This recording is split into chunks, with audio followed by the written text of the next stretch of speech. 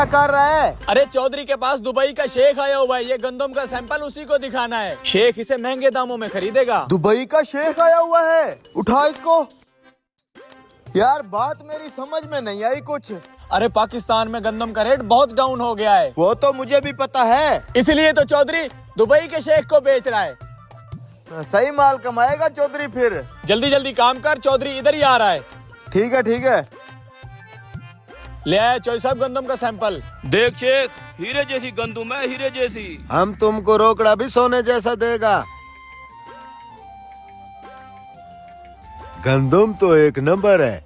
चलो भाई जल्दी जल्दी करो काम। अंकल जी हमें थोड़ी सी गंदम दे रहे, हमने चीज लेनी है। अच्छा आजो आजो। शेख अब रेट पे बात हो जाए। पाकिस्तान में 4000 रुपए फी मन चल रहा है, हम तुम्हारे से 5000 रुपए मन खरीद करेगा। अरे वाह शेख साहब, और मुझे क्या चाहिए। पाकिस्तान में इस रेट पे कोई नहीं ले रहा। आपका कितना बड़ा दिल है, 5000 रुपए के हिसाब से ले रहा है गंदम। अरे चौधरी बेच दे। शेख सौदा डन हो गया। पहले हमारे को सारा माल चेक कराओ, सौदा बराबर होना चाहिए। शेख साहब कोई दो नंबरी नहीं है, आए आपको गंदम चेक करवाएं।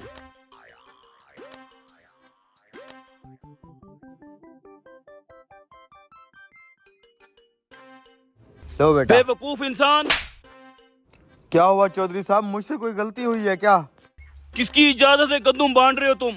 चौधरी साहब मैंने गंदम बांटी नहीं है, थोड़ी थोड़ी सी बच्चों को चीज लेने के लिए दी है।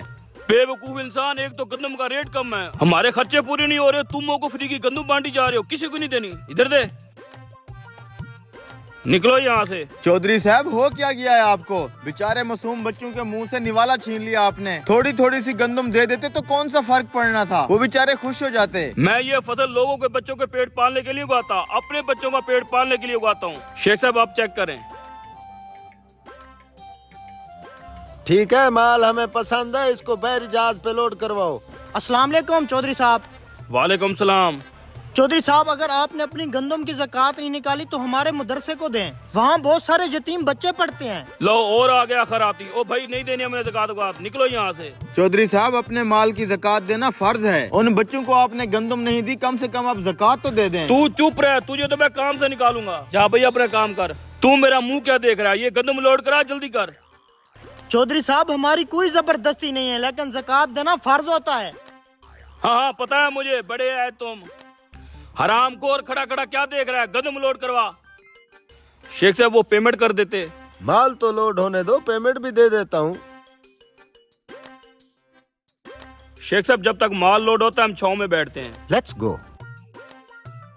हाँ गंदम लोड हो गई है। हो गई है चौधरी साहब। ये देखिए चौधरी साहब, खबर आ रही है कि इस बार हुकूमत किसान से गंदम नहीं खरीद रही और रेट भी गिरते गिरते बहुत कम हो गया है। बेचारा किसान पूरा साल अपनी जेब से फसलों पर पैसा लगाता रहा है और मेहनत भी खूब की है, लेकिन अब हालात आपके सामने हैं।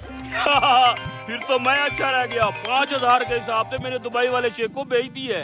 हेलो, तौबा तौबा या खुदा। क्या हो गया शेख साहब? हमारे दुबई को बारिशों और सैलाब ने तहस नहस कर दिया है। शेख साहब रुको, अपनी गंदम तो लेते जाओ। मैं क्या करूंगा, गंदम का दुबई पानी पानी हो गया है। शेख साहब मैं बर्बाद हो जाऊंगा, लुट जाऊंगा।